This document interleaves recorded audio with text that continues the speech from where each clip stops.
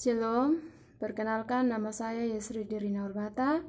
Saya dari program studi Pendidikan Kristen Anak Usia Dini. Saya dari kelas B. Saya akan mempresentasikan konsep dasar pendidikan anak usia dini. Pengertian pendidikan. Menurut Undang-Undang Nomor 20 Tahun 2003 tentang Sistem Pendidikan Nasional, menyatakan bahwa pendidikan adalah usaha sadar dan terencana untuk mewujudkan suasana belajar dan proses pembelajaran agar peserta didik secara aktif dapat mengembangkan potensi dirinya untuk memiliki kekuatan spiritual, pengendalian diri, kepribadian, kecerdasan, akhlak mulia, serta keterampilan yang diperlukan masyarakat, bangsa dan negara, serta diri sendiri. Ada beberapa hal penting yang dapat dikritisi menurut bunyi undang-undang adalah: 1. Pendidikan adalah usaha sadar yang terencana. Hal ini berarti bahwa proses pendidikan yang dilakukan di sekolah bukan hanya asal-asalan dan untung-untungan, tetapi proses yang bertujuan sehingga segala sesuatu yang dilakukan oleh guru dan siswa diarahkan pada pencapaian tujuan. 2. Proses pendidikan yang terencana itu diarahkan untuk mewujudkan suasana belajar dan proses pembelajaran, yang berarti pendidikan tidak boleh mengesampingkan proses belajar. 3. Suasana belajar dan pembelajaran itu diartikan agar peserta didik dapat mengembangkan potensi dirinya.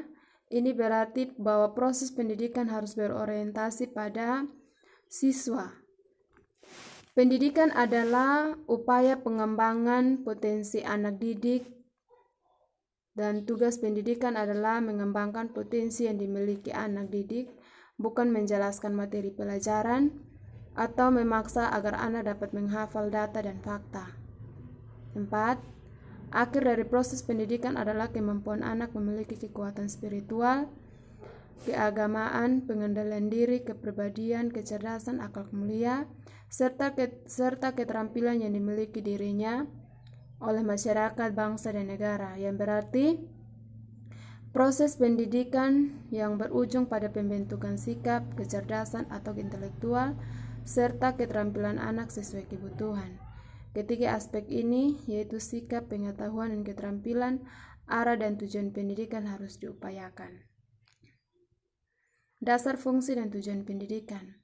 Dasar yang dimaksud adalah dasar pelaksanaan yang memiliki peranan penting untuk dijadikan pegangan dalam melaksanakan pendidikan di sekolah atau lembaga-lembaga pendidikan lainnya. Dasar pendidikan Indonesia secara yuridis formal telah dirumuskan antara lain sebagai berikut. 1. Undang-Undang Nomor 4 Tahun 1950 tentang Pendidikan dan Pengajaran Nomor 2 Tahun 1945 Bab 2 Pasal 4 yang berbunyi, pendidikan dan pengajaran berdasarkan atas asas-asas yang tercantum dalam Pancasila, Undang-Undang RI dan Kebudayaan Bangsa Indonesia. 2. Dalam GBHN tahun 1973, GBHN 1978, GBHN 1984, dan GBHN 1988, Bab 4 Bagian Pendidikan berbunyi pendidikan nasional berdasarkan Pancasila. 3. Ketetapan MPRS nomor angka Romawi 27 garing MPRS garing 1966 Bab 2 Pasal 2 yang berbunyi, dasar pendidikan adalah falsafah negara Pancasila. 4. TAP MPR nomor 2 garing MPR garing 1993 tentang GBHN dalam bab 4 bagian pendidikan yang berbunyi, pendidikan nasional atau yang berakar pada kebudayaan bangsa Indonesia dan berdasarkan Pancasila, Undang-Undang Dasar 1945. 5. Undang-Undang Republik Nomor 2 Tahun 1989 tentang Sistem Pendidikan Nasional berdasarkan Pancasila dan Undang-Undang Dasar 1945. 6. Undang-Undang Republik Indonesia Nomor 20 Tahun 2003 tentang Sistem Pendidikan Nasional berdasarkan Pancasila dan Undang-Undang Dasar 1945.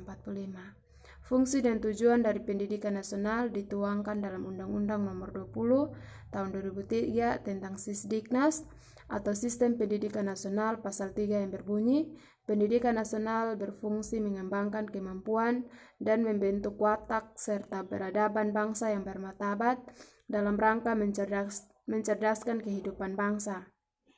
Bertujuan untuk berkembangnya potensi peserta didik agar menjadi manusia yang beriman dan bertakwa kepada Tuhan Yang Maha Esa, berakhlak mulia, sehat, berilmu, cakap, kreatif, mandiri, dan menjadi warga negara yang demokratis, serta bertanggung jawab. Persoalan dalam pendidikan dan tujuan pendidikan merupakan masalah yang fundamental dalam pelaksanaan pendidikan karena dasar pendidikan itu menentukan corak dan isi pendidikan. Tujuan pendidikan akan menentukan arah anak didik di bawah pasal 1 ayat 2 Undang-Undang Nomor 2 Tahun 1989 telah menegaskan bahwa pendidikan nasional adalah pendidikan yang berakar pada kebudayaan bangsa Indonesia. Pendidikan nasional pada hakikatnya merupakan kelanjutan dari sistem pendidikan yang telah ada sebelumnya yang merupakan warisan budaya bangsa secara turun-temurun. Istilah dan pengertian pendidikan anak usia dini atau PAUD. Istilah pendidikan anak usia dini atau PAUD merupakan Early Childhood Education. Istilah ini mengacu pada Undang-Undang Nomor 20 Tahun 2003 tentang Sistem Pendidikan Nasional. Undang-Undang pendidikan sebelumnya atau Undang-Undang Nomor 2 Tahun 1989 menggunakan istilah prasekolah atau preschool untuk dimaksud sama. Pendidikan anak usia dini adalah bentuk layanan pendidikan bagi anak dengan rentang usia 0 sampai 6 tahun diberikan sebelum anak masuk pendidikan sekolah dasar untuk mencapai kematangan perkembangan anak, yaitu memastikan seluruh tugas perkembangan, kemampuan berpikir atau kognitif, berkomunikasi atau bahasa, fisik atau motorik, emosi dan sosial.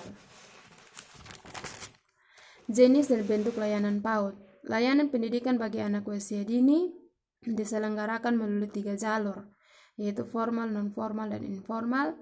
PAUD formal berbentuk taman kanak-kanak atau TK atau Raudhatul Atfal atau RA dan bentuk lain sederajat. PAUD non-formal yaitu kelompok bermain atau taman penitipan anak atau TPA dan bentuk lain sederajat.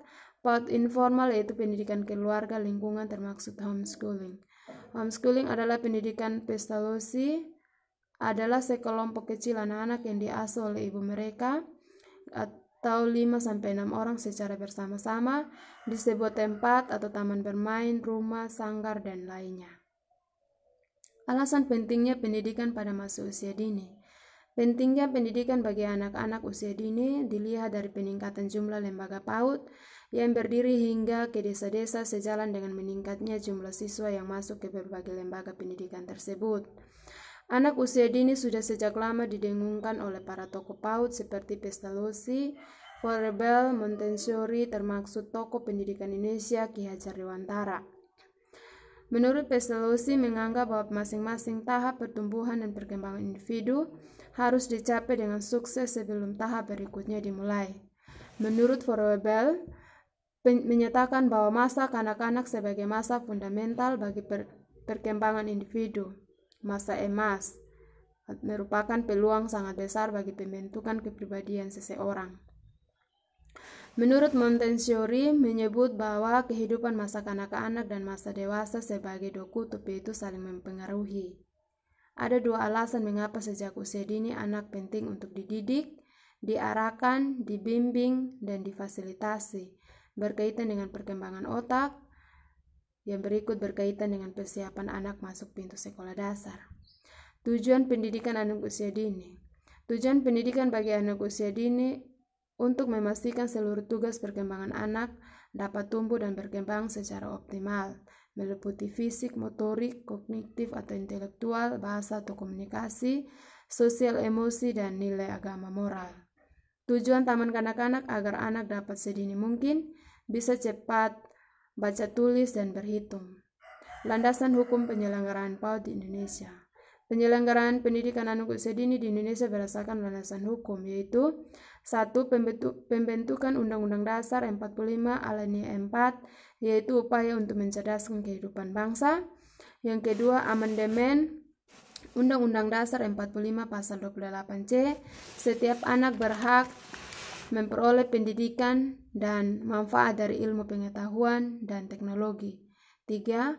Undang-Undang Perlindungan Anak Nomor 23/2002 pasal 4, setiap anak berhak memperoleh pendidikan dan pengajaran dalam rangka pengembangan pribadinya.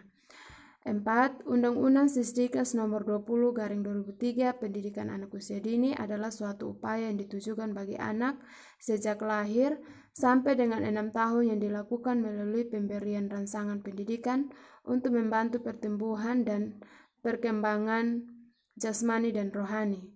Pasal 28, pendidikan anak usia dini diselenggarakan sebelum jenjang pendidikan dasar. 2. PAUD diselenggarakan melalui 3 jalur, formal, non-formal, dan informal. PAUD jalur formal berbentuk TK, RA, dan bentuk lain sederajat.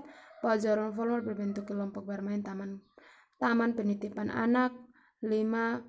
PAUD jalur non-informal berbentuk pendidikan keluarga atau pendidikan yang diselenggarakan di lingkungan.